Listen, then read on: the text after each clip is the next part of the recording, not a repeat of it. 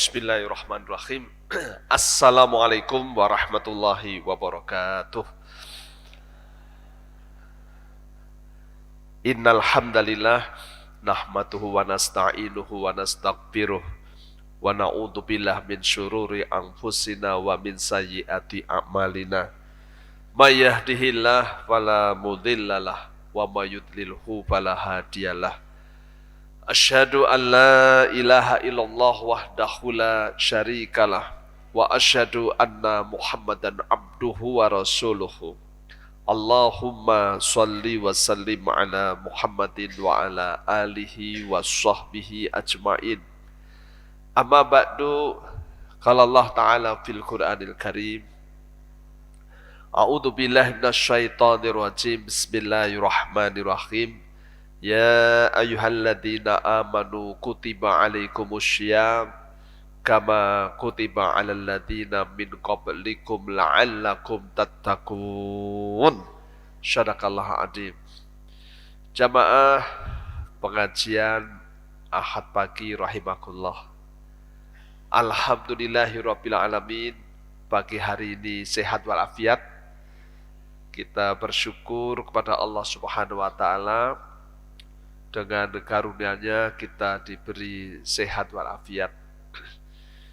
Karena memang sebetulnya bahagia itu sederhana.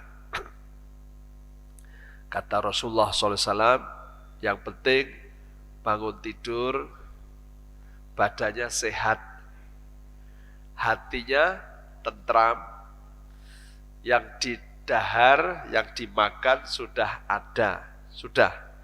Itu berarti kamu seperti sudah menggenggam dunia di tanganmu. Loh, lah enak toh? Jadi yang penting bangun tidur sehat, hatinya tentram, enggak doyak-oyak utang. Terus yang dimakan hari ini sudah ada. Itu berarti sudah menggenggam dunia. Kayaknya ini bapak-bapak, ibu-ibu sudah menggenggam dunia semua ini. Ya, jadi bahagia itu sederhana. Jangan seperti perumpamaan orang begini. Ada ikan kecil seperti botol ini, ketemu sama ikan hiu. Dia tanya, wahai hiu, di mana letak samudra? Katanya, di dunia ini ada 7 samudra.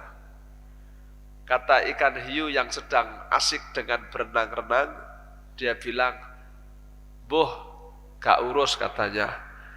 "Pokoknya aku setiap hari dalam lautan." Ditinggallah ikan itu. Maka ikan hiu tadi berenang jauh ke sana, senang dengan hidupnya. Sementara ikan kecil ini terus mencari-cari samudra. Dia nggak ngerti bahwa sesungguhnya dia sudah ada di tengah-tengah samudra.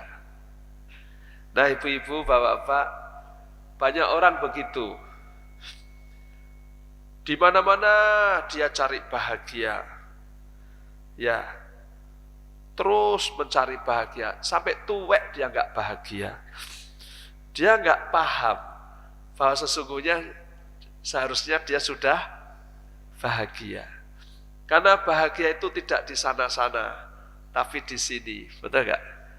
Yaitu hati yang tentram, hati yang tentram. Badannya sehat, rezeki hari ini sudah ada, sudah. Kalau kita bahasa agama qanaah, bahasa Jawanya trimo ing pandum, itu sudah bahagia. Betul enggak? Tidak usah makan yang enak-enak, mewah-mewah, ya kan? Cukup pecel dok ceplok karo empal, gitu saja sudah ya. Itu sudah bahagia. Ya enggak? Saya jadi ingat pernah ditelepon Pak Hami tanggal sekian kosong ndak malam. Saya lihat jadwal. Kosong Bapak, saya bilang. Oh ya Alhamdulillah. Nanti ngisi di tempat kampung kami ya. Oh ya, di mana saya bilang? Di Kemuning. Saya bilang, Kemuningnya di mana? Nanti saya jemput di Candi Sukuh, kata dia.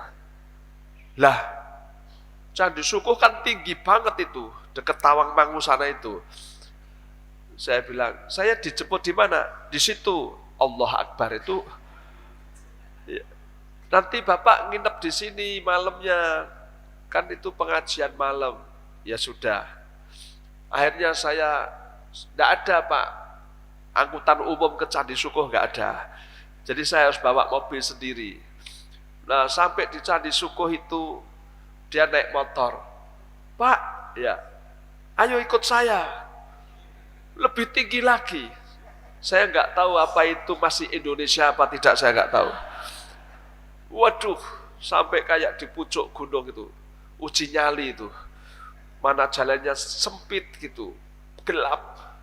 Sampai di ujung itu, masjidnya lumayan bagus.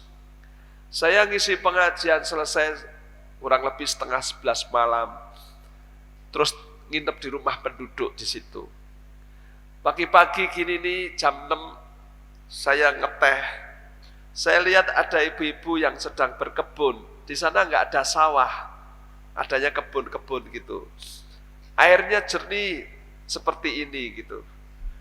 Wah, langsung diminum bisa. Ibu itu saya lihat sedang menggunting cepan itu. Saya ikut-ikut guntingin cepan. Kula nderek nggih Bu, saya bilang.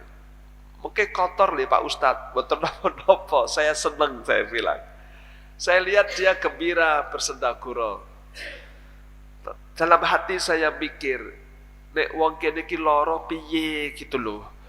Ya. Saya tanya saking penasaran. Ibu nek enten sing sakit terus gimana Bu? Ya berobat. Nah berobatnya di mana? Mandap, dia bilang. Turun ke bawah. Oh, anak-anak mriki nggih sekolah. Sekolahnya teng pundi? Mandap, dia bilang. Apa-apa mandap di situ. Di situ orang jual bakso pentol nggak ada apa, ya ta? Apalagi rame kayak Malioboro, nggak mungkin gitu ya. Masya Allah, saya pikir kok bisa ya hidup seperti ini. Tenang dia. Lantas aku godain, Bu, goh teng Solo ya Bu yo, saya bilang. Apa dia jawab? Enak teng mriki katanya. Ndak bayangke Pak, urip ning Solo. Coba, kan aku kaget. Mestinya yang ngomong itu kan aku, bukan dia. Aku yang nggak bayangke hidup di situ, malah dia yang nggak bayangke hidup di Solo, kan begitu ya. Saya bilang kenapa begitu? Teng mriki nopo-nopo sampun wonten katanya. Ya Allah. Lah wong ora apa-apa kok dia bilang dah ada apa-apa ya. Ya. Jadi bagi dia yang penting hidup sudah layak, makan sudah ada, masjid ada, betul enggak? Apa enek? Malam tinggal dengerin wayang gitu, dia hobinya wayang kulit mungkin ya. Allah Akbar. Enaknya hidup seperti itu. Dia enggak butuh mobil mewah gitu ya. Dia enggak butuh pakaian yang indah. Dia merasa tadi cukup. Jadi rupa-rupanya walaupun di pucuk gunung hidup bisa bahagia karena memang dia sudah ketemu yang namanya bahagia. Tapi kadang-kadang kita yang di perkotaan masih belum kesah. Kalau ditanya kabarnya gimana Bu? Suami tapi bapak sehat toh? Gitu ya. Sampai aku bingung. Sing tak jak omongan iki uang apa cecak gak cedok gitu ya. Jadi kenapa enggak bilang alhamdulillah gitu. Alhamdulillah piye gak duit-duit alhamdulillah. Sampean alhamdulillah. Lho malah aku diseneni lho masalah. Ya, yang penting kita senang. Hati itu tentram. Ya. Tadi saya ingat kita sudah bicara haji. Betul ya? Insya Allah tahun ini hajinya 221.000 jamaah. Sementara tahun kemarin cuma 100.000 ya. Jadi ini sudah kembali normal. Saya pikir saya senang kalau haji. Kenapa? Gak ada yang dipikiri. Salat turu gitu ya. Istilahnya tamatuk gitu. Ternyata tamatuk bukan umroh dulu baru haji. Tapi itu singkatan plesetan. Tamatuk itu tangi mangan turu katanya gitu ya. Enaknya di Mekah gak mikiri apa-apa. Gertangi mangan turu katanya. Tapi sebetulnya kalau hati kita itu tentram, di Bojonegoro pun kita tamatuk sebetulnya. Ya kan, bangun, sholat, pengajian, pulang, makan, tidur, ya enggak? Anggap aja kerja itu bagian daripada kebahagiaan hidup. Jadi kalau kita bisa menikmati, hidup itu enaknya luar biasa. Nah, maka kita seharusnya sibuk untuk ibadah. Kan begitu. Nah, alhamdulillah kita sudah melakukan itu. Pagi-pagi saya lihat sudah banyak yang ke masjid. Betul ya? Terus pulang, kayaknya sudah ngeteh semua ini. Ya, kemudian mandi, seger datang ke majelis taklim. Allah Akbar. Indahnya hidup ini. Kita betul-betul menikmati. Dan majelis taklim ini majelisnya orang yang mulia. Kan begitu ya? Karena semulia-mulia majelis adalah majelis taklim. Satu kali Nabi Muhammad SAW masuk ke dalam Masjid Nabawi. Dilihat sebelah ujung sana ada majelis zikir dan berdoa. Sementara di majelis yang satunya ada majelis taklim yang diajarkan Al-Quran. Rasulullah Muhammad SAW lebih memilih duduk di majelis taklim. Waktu ditanya, ya Rasulullah, kenapa engkau tidak duduk di majelis zikir dan doa? Beliau menjawab, majelis zikir, majelis doa itu baik. Tapi di majelis taklim disampaikan kebaikan-kebaikan. Aku lebih suka duduk di tempat yang di situ disampaikan kebaikan-kebaikan. Allah Akbar. Jadi majelis taklim seperti ini lebih baik daripada majelis zikir dan doa. Apalagi dibandingkan majelis permusyawaratan rakyat. Ojo dibanding-banding ya, gak sebanding. Mungkin sana tempat duduknya lebih baik, tapi kalau mulianya, mulia di sini, betul gak? Beberapa hari yang lalu ada saudara saya diundang, yang datang di situ majelisnya itu anggota-anggota DPR, begitu. Undangan jam 10 sampai jam 4 sore. Saya tanya, apa isinya pembicaraan selama jam 10 sampai jam 4 sore? Dia bilang, intinya cuma satu, membahas besok itu pemilu terbuka apa tertutup, itu saja. Sampai saya heran, bagaimana 6 jam hanya bahas pemilu terbuka apa tertutup. Terus saya tanya, akhirnya kesimpulannya terbuka apa tertutup? Saya bilang, kesimpulannya ambune tertutup. Ambune? Iya. Kenapa? Kan yang menentukan kan Mahkamah Agung terbuka apa tertutupnya. Lah saya bilang, lah wis ngerti sing nentuke Mahkamah Agung, kok sampean rapat mutuske itu ada apa? Saya bilang. Jadi rupa-rupanya banyak wong pinter, tapi konslet gitu ya gitu ya. Bagaimana Anda melakukan satu pertemuan besar di sebuah hotel yang mewah, bintang 5, membahas yang itu bukan kewenanganmu. Betul enggak?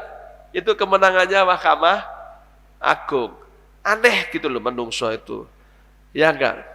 Bahwa duduk di majelis taklim gini malah banyak ilmunya, betul kan?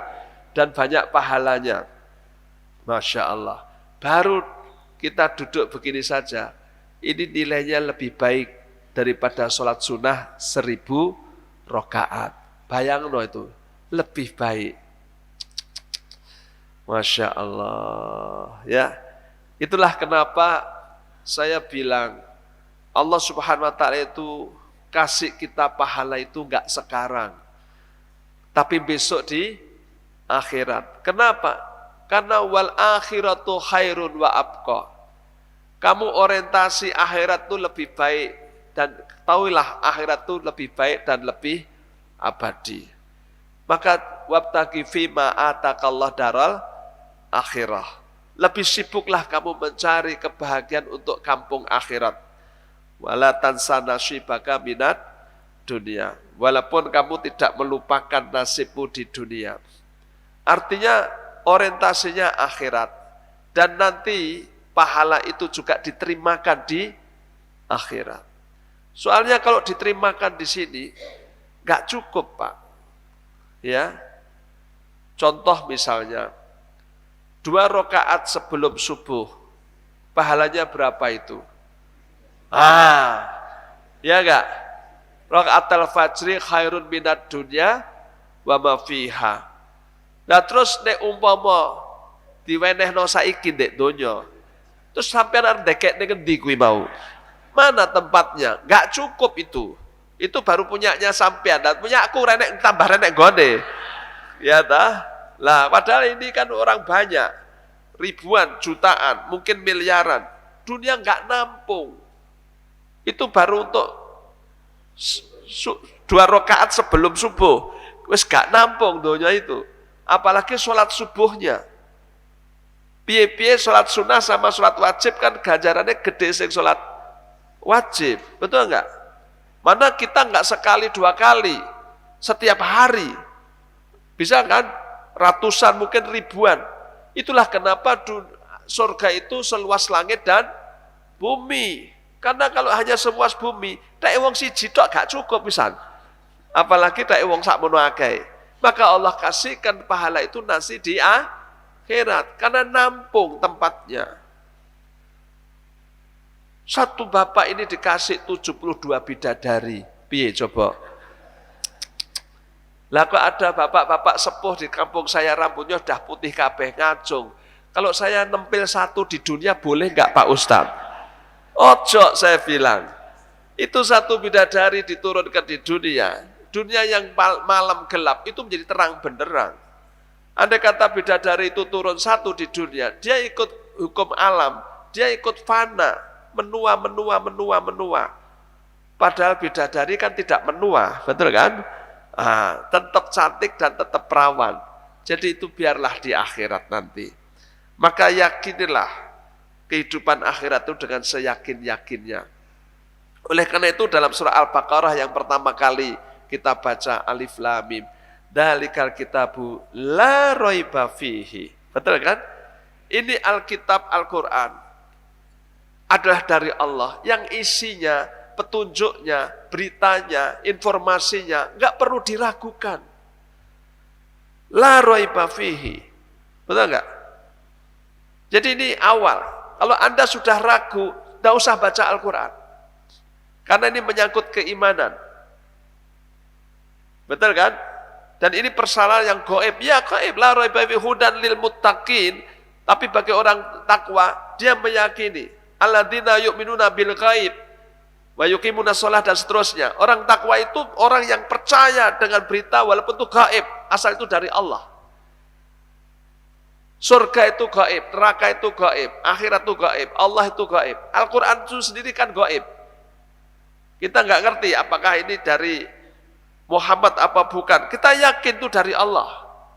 Wa in kuntum fi raibin mimma nazzalna ala abdina fa'tu bi suratin min mithli wa tu syuhada'akum min dunillah in kuntum shadiqin. Jadi kita yakin bahwa ini bukan dari Muhammad, ini dari Allah. Dari mana kamu tahu dari Allah? Memang ini gaib, tapi saya yakin. Kan gitu ya. Karena memang nyatanya sampai hari ini tidak ada orang yang bisa membuat seperti Al-Quran. Kemarin datang seorang yang suka bikin syair, bikin puisi. Maksudnya nggak bisa bikin seperti Al-Quran, gimana itu Pak Hami? Saya bisa bikin kalimat-kalimat indah seperti Al-Quran. Saya bilang, kamu bikin kalimat indah bisa, tapi yang bermutu seperti Al-Quran nggak bisa.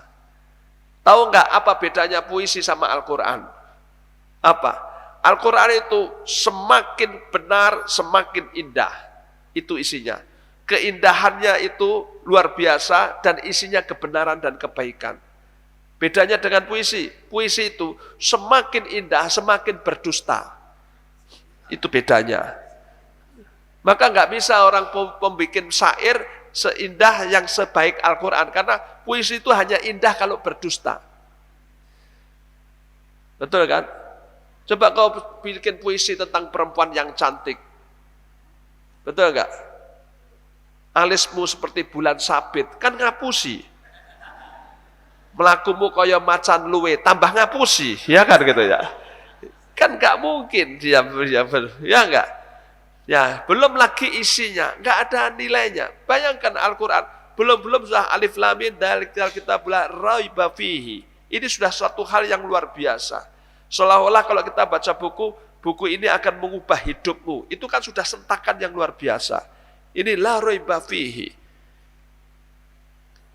Jadi kita betul-betul nggak boleh ragu tentang informasi, termasuk informasi tentang surga dan neraka. Itulah kenapa kita memilih untuk jadi orang taat, bukan orang maksiat. Kita memilih untuk jadi orang yang bersyukur, bukan orang yang kufur. Kita memilih jadi orang yang zikrullah, bukan orang yang melupakan Allah. Karena kita la raiba fih dengan informasi Al-Quran. Maka kita mau sholat. Sementara yang lain tidak mau sholat, monggo. Ya kan? Ini prasmanan ya toh. Jipuk dewe. Kita yakin, maka kita duduk di sini, kita ngaji. Alhamdulillah.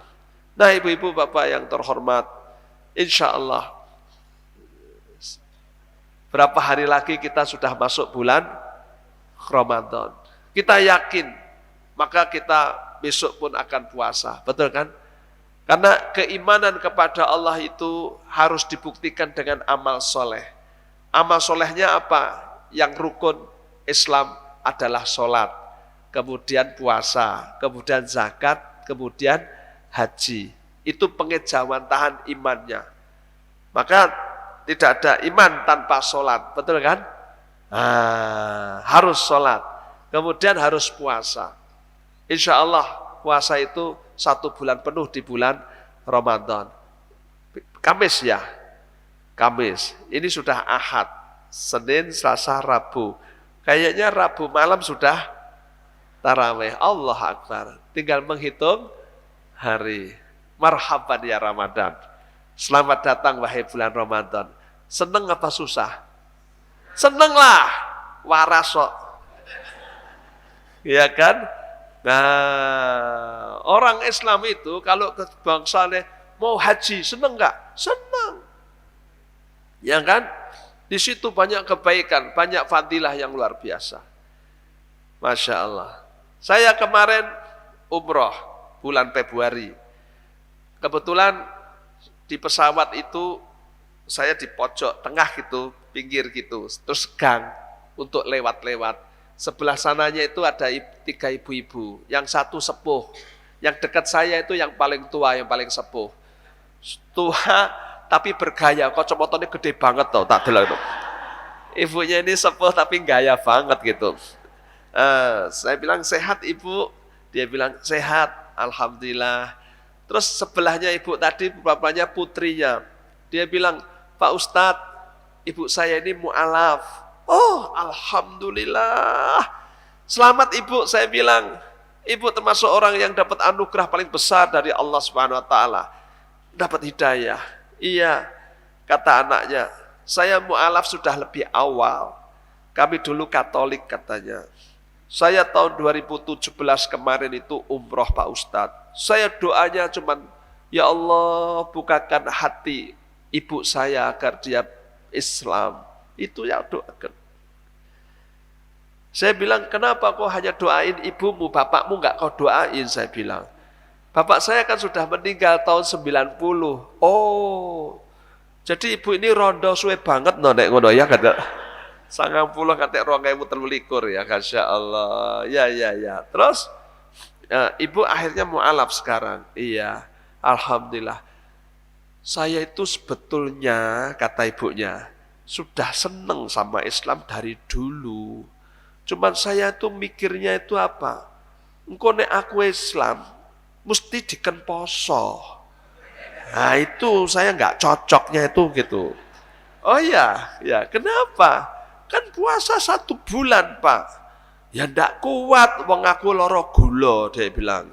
Oh, nah terus ini anak-anak, wis Bu, sing penting Islam sih, kok gak poso ora apa-apa gitu. Sing penting Islam. Ya udah aku Islam. Ternyata tahun kemarin pas Ramadan tuh, Bu, kalau udah Islam harus puasa. Loh, lak tenan toh, gitu. Aku gak gelem poso, malah gelem poso. Ya dicoba dulu, nanti kalau gak kuat boleh tidak puasa. Begitu aku nyoba puasa, ternyata badanku lebih sehat. Aku kok merasa lebih seger, gitu. Nah, terus kata anaknya, sekarang ibu ini tuman. Begitu Ramadan selesai, dia malah puasa Senin Kemis sekarang. Nggak berhenti. Lah, malah kita anak-anaknya kalah sama dia. Ya saya bilang, Islam itu begitu. Orang kalau nggak paham, kelihatannya berat 1 bulan puasa. Tapi kalau udah dilakoni, enaknya.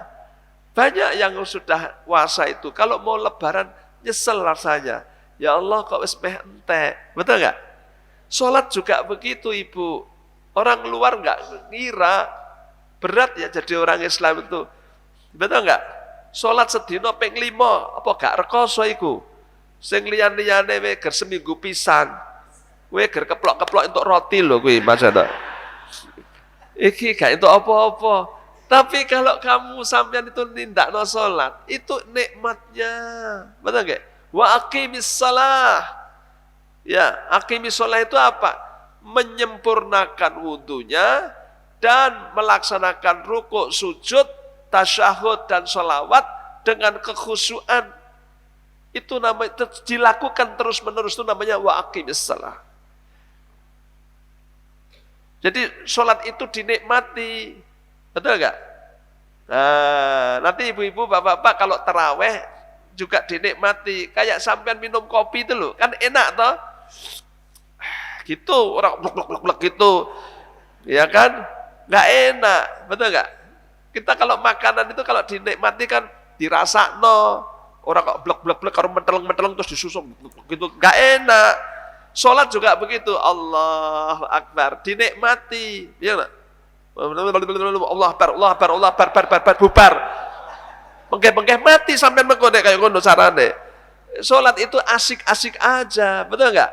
Ya dinikmati. Semua kalau dinikmati, makanan dinikmati aja enak, apalagi ibadah dinikmati, betul kan? Nah, nanti puasa juga dinikmati, enaknya, nggak usah kesusu, nggak usah, ya nggak? Nah, enak dinikmati. Masya Allah. Ya, ternyata nanti saya bilang, ibu nanti kalau umroh lebih enak Bu, betul nggak? Orang nggak ngerti kan, ya Allah umroh kok di Mekah ya, kayak tandus, kering, nggak ada wit-witan, panas, ngentang-ngentang. Coba nih umroh di Bali, kan enak ya toh gitu. Sampai nggak ngerti, coba kau pergi ke sana. Orang yang pergi umroh, pergi haji, pulang, kau tawari, mau nggak lagi haji lagi? Gelem nek sampai sing bayari, gitu kok. Ya nggak? Karena enak, betul nggak? Nggak usah jauh-jauh. Anak saya itu tempo hari tak ajak umroh. Padahal dia sudah ke Bali. Saya tanya, kamu kalau mau lagi umroh apa ke Bali? Umroh wae. Bali bosen. Lah kok Bali baru sekali 2 kali wis bosen. Ya umroh nggak bosen deh aku gitu ya. Karena memang enak umroh, betul nggak? Karena apa? Ibadah, kenikmatannya itu di hati. Bukan di materinya, bukan di negaranya, tapi di ibadahnya. Begitu pula dengan ibadah puasa, nikmatnya luar biasa. Maka kita senang, harus senang kalau kita itu paham. Marhaban ya Ramadan. Ya, kita terima Ramadan dengan lapang dada. Nah, ibu-ibu, bapak-bapak yang terhormat. Cuman kita ini kalau puasa itu juga jangan sampai salah. Karena banyak orang itu gitu. Salat ya sama Nabi SAW, ulangi. Salat lagi, ulangi. sholat lagi, ulangi, betul nggak? Nah, saya sudah bisa Nabi, maka diajari kalau sholat itu yang tumak ninah, yang khusyuk. Ternyata ada orang sholat tapi sama Nabi dianggap belum sholat, nyatanya disuruh diulang, betul kan? Nah begitu pula puasa, saya khawatir nanti banyak orang puasa tapi dapatnya cuma lapar dan dahaga. Artinya secara syar'inya mungkin benar, gitu loh. Tidak makan dari subuh sampai maghrib, tidak makan minum, tidak hubungan intim suami istri. Tapi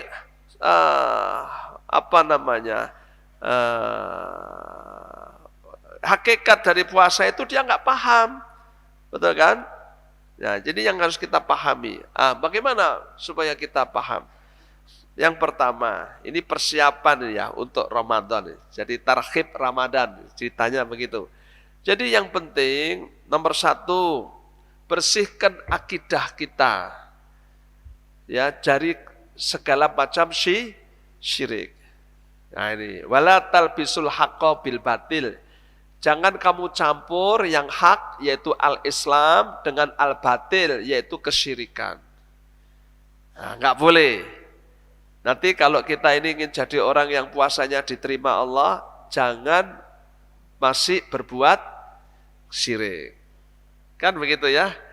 Nah, ada hadis yang disampaikan kalau sudah nisfu Sya'ban, Allah Subhanahu wa taala mengampuni dosa hamba-hambanya kecuali 2.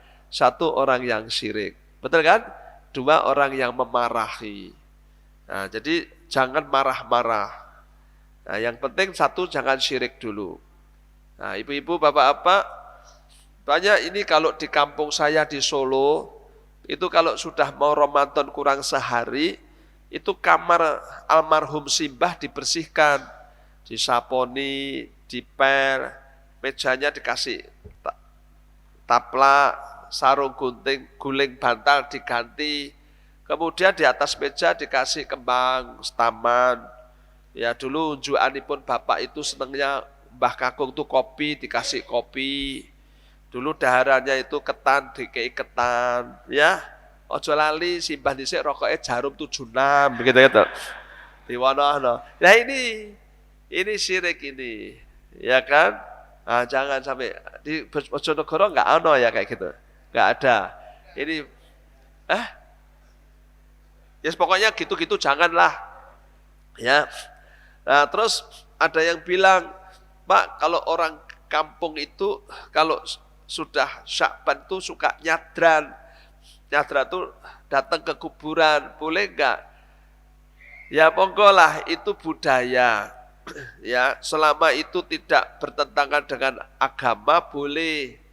Intinya Rasulullah Muhammad SAW itu dulu pernah melarang orang pergi ke kuburan. Tapi sekarang boleh, karena itu mengingatkan akhirat. Jadi kalau sampean datang ke kuburan dalam rangka mengingat akhirat, sok ben bakale yo mati, gitu ya. Nah, enggak apa-apa. Terus doain yang meninggal, assalamualaikum ya ala diyar wa ana bikum lahiqun, ya. As'alana walakumul afiyah. Doain aja. Nah, itu enggak apa-apa. Jangan sampai kau datang ke kuburan, nah itu terus gelar kloso, silo, ya toh. Nah, banyak ngomong ngalor ngidul, terakhirnya Mbah nyuwun donganipun. Niki anak putu testing. Nah ini konslet ini namanya. Ya. Dia butuh doa kita, malah kita minta doanya dia. Ya kan? Nah, jangan. Jadi kuburan bukan untuk dipuja. Ya, bukan untuk dipuja. Doain aja. Ya gitu. Nah, baik, ini tentang datang ke kuburan. Yang kedua, setelah kita enggak syirik, kita jangan sampai memarahi. Nek dicodak gak apa-apa, nek ngejon-codak uang gitulah ya. Nah, maka ada baiknya maafkanlah saudaramu. Betul kan? Nah, jangan suka marah-marah. Nanti kata orang kalau cepat marah cepat tua ya. Kalau cepat tua cek mending nek mati gitu bahaya deh, ya kan? Nah, jadi fa'fu anhu wastaghfir lahum. Itulah. Jadi kita jangan curang. Kita aja kalau sudah Ramadan, Allahumma innaka afun tuhibbul afwa fa'fu anni. Ya Allah, Engkau Maha Pengampun, suka memberikan ampunan, maafkan hambamu ini. Itu kita sama Allah. Tapi giliran Allah suruh minta maaf, Allah minta supaya ngampuni kita, giliran orang lain salah sama kita bilang, nggak ada maaf bagimu. Kan ure itu. Ya kan? Allah suruh ngampuni kita, tapi kita nggak memaafkan saudaranya. Ini kan nggak benar juga. Maka ada kalimat, tahallaku bi ahlakillah. Kau harus punya akhlak, budi pekerti seperti Allah. Itulah. Maka kalau kita ini menghafal Asmaul Husna, ya kan? Jangan hanya ya Allah, ya Rahman, ya Rahim, ya Kudus. Nah, itulah pengen notok. Itu tirunen gitu loh. Betul enggak? Kamu juga harus Rahman, kamu juga Rahim. Jangan nakal, jangan curang. Betul kan? Nah, harus penuh kasih sayang. Itu Allah. Gitu. Jadi Allah itu bagus dengan sifatnya. Kalau kita baca Al-Fatihah, Alhamdulillahirabbil alamin. Ya enggak? Segala puji bagi Allah karena Dia Rabbnya alam. Dia yang menciptakan alam, Dia yang memelihara alam, Dia yang mendidik alam. Rabbul alamin. Pemiliknya, penciptanya, ya, yang memelihara, yang mendidik itu Allah. Tapi setelah alhamdulillah bil alamin, Ar-Rahman, Ar-Rahim. Dia kuasa, dia perkasa, dia punya, tapi dia tidak sombong, tapi dia penuh kasih sayang. Nah, nanti kamu kalau kuasa, perkasa juga jangan sombong, penuh kasih sayang. Jangan anak buahnya sendiri ditembaki mati. Ya kan gitu ya. Nah, Allah itu loh. Dia itu memelihara, Dia itu mendidik karena Rahman Rahimnya. Ya gitu. Tapi kalau kita kan enggak gitu, Pak. Ya. Saya misalnya memelihara burung. Betul? Saya memelihara burung itu tak kasih kroto, tak kasih jangkrik. Tapi saya baru senang sama burung ini kalau burung ini rajin berkicau. Betul kan? Bukan karena saya Rahman Rahim, tidak. Tapi kalau tak kayak jangkrik, ngantek sesasi kok gak berkicau. Saya muring-muring, jangkrik manuk iki, gitu ya. Terus tak dol gitu ya. Jadinya saya itu memberi makan itu bukan karena kasih sayang, tapi karena saya punya kepentingan. Saya memelihara ayam, saya kasih makan, saya kasih yang konsentrat yang kira-kira bergizi. Kan saya punya kepentingan supaya cepat gemuk, nanti saya jual, saya untung. Betul kan? Nah, inilah sifat kita. Sama kalau misalnya universitas, dia mendidik dosennya. Kau baru S1 ya? Iya. Sekolah S2 dibayari kampus. Wah, gitu ya. Kamu baru S2 ya? Iya. Ambil S3 dibayari kampus. Tapi diam-diam kampusnya juga batin. Kok nek dosennya S2, S3 kabeh, kan kampusku laris. Kan begitu.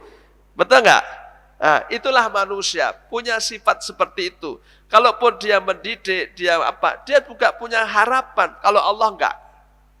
Ya, kalau Allah tidak. Saya mendidik anak-anak saya, tak sekolah tak bayari. Diam-diam hati saya sebagai orang tua kan juga berharap, gue buka-buka nek gede ngerti karo wong tua gitu ya.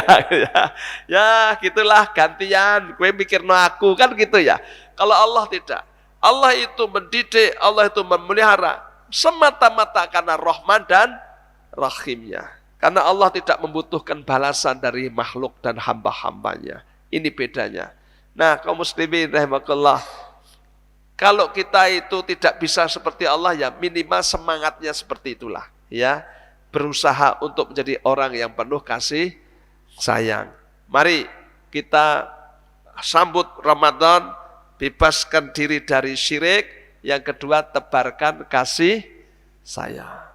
Ya, dengan apa? Saling memaafkan. Jangan menyimpan benci, jangan menyimpan dengki. Nah, apalagi jotaan karo tetangga, kan ndak enak itu.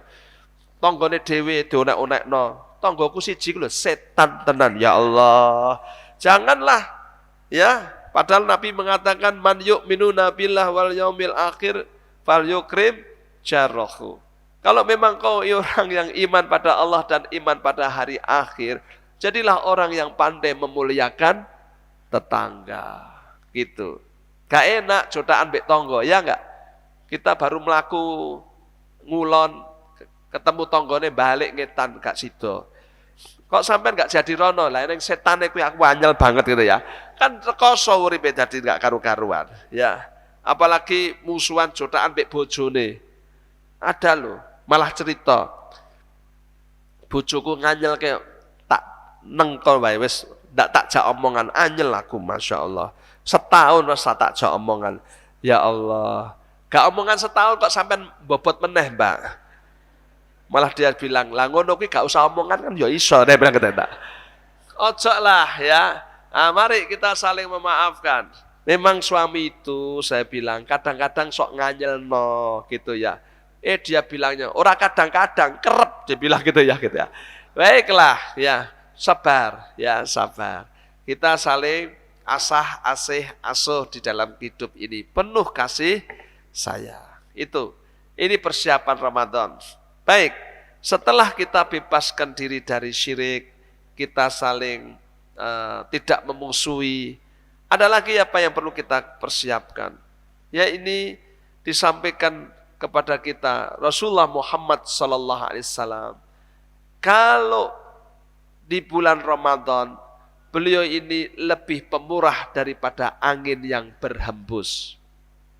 Jadi ibu-ibu, bapak-bapak, Nabi SAW itu orang yang sangat pemurah. Dia suka sedekah. Tapi di bulan Ramadan lebih-lebih di dalam bersedekah. Lebih-lebih di dalam berpemurah. Maka jadilah kita orang yang sangat pemurah nanti di bulan Ramadan. Nah ini latihannya sekarang. Sukalah berbagi, sukalah memberi. Jangan sampai kita puasa di bulan Ramadan tetap tidak peduli kepada fakir dan miskin. Maka perlu suka berbagi. Dan diajari kepada kita oleh Nabi SAW. Siapa yang ngasih berbuka kepada satu orang, betul ya? Maka dia dapat pahala puasa 2. 1 puasanya sendiri, 2 puasanya yang dia kasih buka. Tanpa mengurangi pahala yang dia kasih buka. Yang dikasih tetap pahalanya 100% tidak berkurang. Tapi yang ngasih dapat 200%. 100% puasanya sendiri, 100% puasanya yang dia kasih buka. Termasuk ibu bapak kasih buka keluarga. Bapak bekerja, cari nafkah, ada rezeki, ya kasih buka istrinya, anaknya, pembantunya. Wah, kalau rumah ini isinya bertujuh, bapak dapat pahala 7 puasa dalam 1 hari. Loh, itu bojone dhewe, anake dhewe entuk, iya dapat. Ya kan? Dapat. Apalagi ngasih buka di masjid. Allah Akbar. Masya Allah. Ya. Di Solo ini ada masjid baru, Pak. Masjid sumbangan Uni Emirat Arab. Namanya Syekh Yazid apa namanya ya. Saya malah belum ke sana malahan itu ya. Masjidnya katanya bagus banget ya. Saya cuma lewat aja gitu. Itu kemarin kok viral di WA. Masjid itu insya Allah semua biayanya dari sana, dari Syekh Uni Emirat Arab. Sehingga imamnya 5 dikirim dari sana. Jadi imamnya gantian dari Arab, nggak bisa bahasa Indonesia. Jadi kalau khutbah bahasa Arab, nanti kalau setelah selesai Jumatan diterjemahkan dalam bahasa Indonesia. Ya, semua biaya perawatan dari Uni Emirat Arab. Masya Allah, ya. Luar biasa.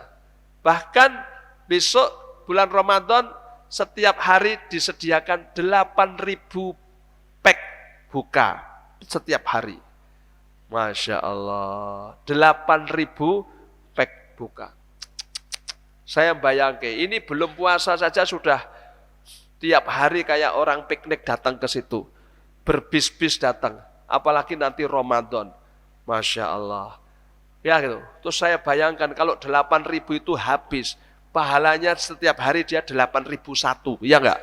Satu dia sendiri, 8.000 orang yang berbuka di sana. Dan masjid itu tidak menerima sumbangan, sehingga enggak ada kotak keliling.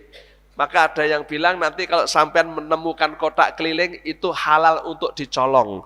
Ya, karena masjid ini tidak mengedarkan kotak. Allah Akbar. Nah, ibu-ibu, bapak-bapak, ini mengingatkan saya dengan satu peristiwa hadis. Datanglah orang muhajirin kepada Nabi SAW. Jangan saya minum. Ya Rasulullah, kata orang muhajirin yang miskin ini, orang kaya memborong pahala katanya. Kami sholat, mereka orang kaya sholat. Kami puasa, orang kaya juga puasa. Tapi mereka sedekah begitu banyaknya, kami tak bisa apa-apa. Masya Allah. Artinya apa? Ya, ini saya baca di buku kumpulan hadis arba'innya Imam Nawawi. Ya, saya kira banyak yang baca itu. Kata beliau, Imam Nawawi, beliau adalah murid daripada Imam Syafi'i. Itu artinya orang kaya di zaman Nabi itu kalau dia punya duit, dia habiskan duitnya untuk sedekah. Itu. Nah, sementara sekarang banyak orang kaya, dia habiskan kekayaannya untuk bermewah-mewah. Itu bedanya. Yang kedua, orang miskin di zaman Nabi SAW tidak pernah iri dengan harta orang kaya. Kalaupun dia iri, yang dia iri dengan sedekahnya orang kaya. Nah, sementara sekarang banyak orang miskin yang dia iri bukan sedekahnya, tapi kekayaannya. Betul enggak? Jadi kalau tetangga sebelah kira-kira mobilnya mewah gitu, tek, langsung masuk angin dia. Ya, terus bilang sama suaminya, Mas, kata sang istri, deloken iku tangga sebelah. Wonge ayu, sing lanang pinter golek duit, enake ndek bojo sing sugih ngono kuwi. Kapan kowe iso ngono, Mas? Iso nyeneng-nyenengna aku kaya iku, katanya. Ya Allah, ndek bojo siji yo keple ngono ki. Astagfirullahaladzim. Sing sugih tanggane, sing remuk bojone, itu ya gitu. Gak, tapi ibu-ibu itu iki gak teko iki wonge, gak teko ya. Ini yang datang ibu-ibu baik-baik semua. Insyaallah, gak ada yang begitu. Ya, rizki punya Allah. Oke, Allah yang membagi rizki. Kita terima aja dari Allah, kita nikmati yang Allah berikan. Betul nggak? Sudah, jadi kita nggak usah mikir yang macam-macam. Jadi orang miskin zaman Nabi SAW itu, kalaupun dia iri tidak dengan kemewahan bajunya, kendaraannya, yang dia irikan adalah sedekahnya. Bagaimana ya Rasulullah? Orang kaya borong pahala, kita nggak punya apa? Kata Nabi SAW, kau punya, Allah Akbar. Rasulullah itu, saya sampai meri ya, Rasulullah itu orang selalu memberi solusi. Nah, kalau bisa kita seperti itu, ya. Kau punya yang bisa kau pakai untuk sedekah. Oh ya, ya. Kau baca tasbih subhanallah, subhanallah, subhanallah, itu sedekahmu. Kau baca tahmid, alhamdulillah, alhamdulillah, alhamdulillah, itu sedekahmu. Kau baca takbir, Allah Akbar, itu sedekah. Kau baca tahlil, la ilaha illallah, la ilaha illallah, itu sedekah. Ya, sedekah. Masya Allah. Ya. Kemudian kamu menyuruh kebaikan, ta'muruna bil ma'ruf, itu sedekah. Kamu mencegah orang untuk tidak berbuat kemungkaran, itu sedekah. Bahkan kamu datangi istrimu, kau campuri, kau gauli istrimu, itu sedekah.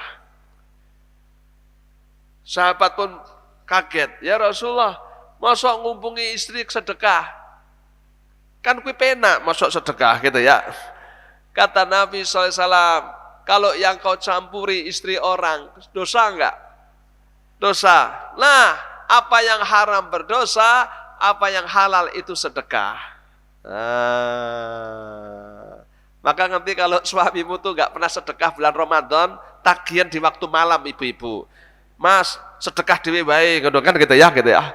Ya, jadi sedekah itu semua yang beri manfaat kebaikan.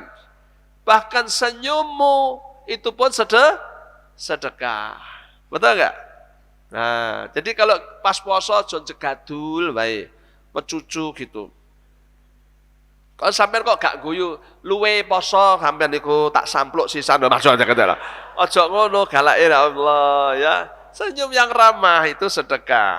Oke? Apalagi senyum sama suami, Ibu. Halo? Ah ini, ya tahu enggak? Indahlah di mata suami. Kan suami paling senang kalau istrinya indah. Pasti nampak indah kalau dia banyak senyumnya. Tempo hari saya ngisi pengajian di salah satu bank di Solo. Saya bilang sama mbak-mbaknya yang karyawan bank itu, Mbak, aku ini kalau datang di bankmu itu aku senang.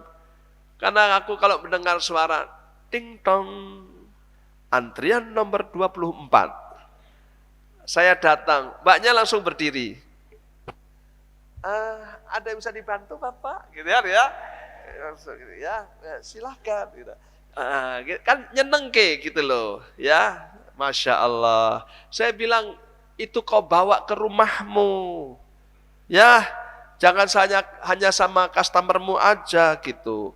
Jadi nanti kalau suamimu pulang ting tong gitu ya, kau begitu, kau buka pintunya, ada yang bisa dibantu Mas, kan gitu ya, kan nyeneng gitu loh. Halo. Karena banyak perempuan itu suaminya ting tong gak dikancing, ngono Masya Allah. Nanti suaminya masuk klek gitu, Assalamualaikum, dia malah main HP. Tuh, gak gue beras. Loh, nak ngandani ngeyel toh. Kan aku pesen kau ono beras. Iki lho, kau mar mangan kok gak kok bengi. Ya Allah, gua lah eneng lho bojo galak itu. Ya, iki wonge gak teko iki ya. Ya Allah, mestinya suami-suami itu lihat wajah istri makceles baiti jannati. Betul enggak? Bukannya kok lihat istri malah mules. Ada loh, aku nek ndelok bojoku blut ngising langsung aku, Masya Allah. Gak ngono ya. Jadi cobalah sedekah itu banyak, tidak harus uang. Gitu. Kalau yang punya duit sedekahlah.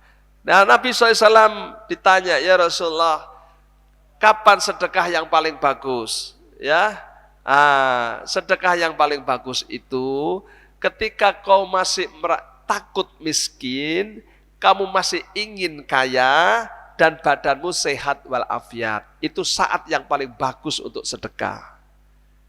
Ingat ya, badannya sehat. Bapak-bapak, ibu-ibu masih takut miskin? Oh sudah, berarti udah kaya berarti ya.